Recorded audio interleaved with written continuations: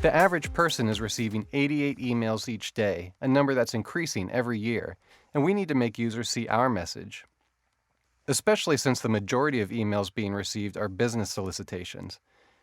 Now, that's not to say that sending email is a bad tactic, but with people being inundated and them becoming less and less personal, users are understandably getting frustrated at the medium, which does beg the question, how can you make email more effective? Let's take a look at a sample alumni email newsletter. Now, this is a real newsletter I grabbed, and it's anonymous, but it's fairly representative of what many universities are doing. And when you zoom out to see the entire email, you'll see they are using the kitchen sink strategy, where they have crammed as many links, stories, topics, and calls to action as possible into this thing. Now, when you think about the people receiving this email, how many of these stories will be of interest to the average recipient? Maybe 2 at best? So, this university is basically telling its recipients that 90% of the stories don't relate to them, which is the last thing you want to convey. So, how can we improve this? We start by treating users as people and approaching them the same way we talk to people in real life, by starting with what we have in common and addressing their needs. For instance, let's look at a hypothetical alumni. We can call him Lewis. Now, because he's an alumni, we know a few things about him. For instance, he graduated in '98 with a business school degree. He played on the baseball team. He gave $200 2 years ago. He lives in Philadelphia, and we have an active email address for him. Now, what would his reaction to an email like this be? Probably something like this. So, how can we reach Lewis?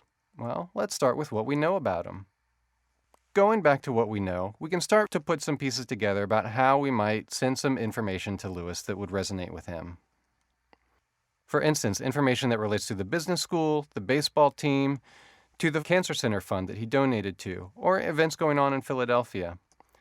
That's what we know explicitly based on our CRM and the giving form that he's filled out.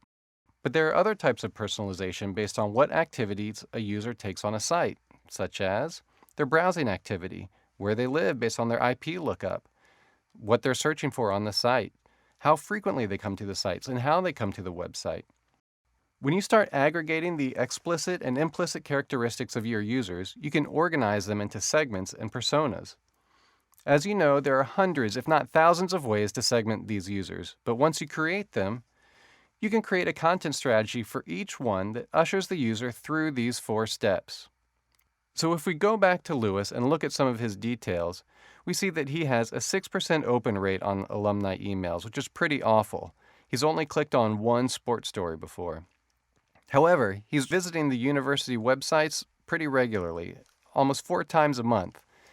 And he's looking at baseball team news, and he's also looking at information about clinical trials from the cancer center.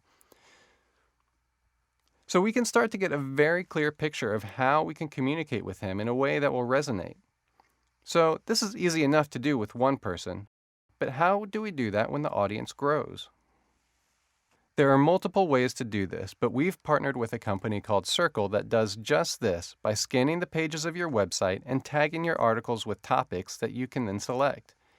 Users can then either explicitly select what they want to read about or let the system learn about each user's preference through their implicit interactions with your emails and websites. You can then customize your email outreach to each recipient with customized content topics, subject lines, format and delivery time, and frequency.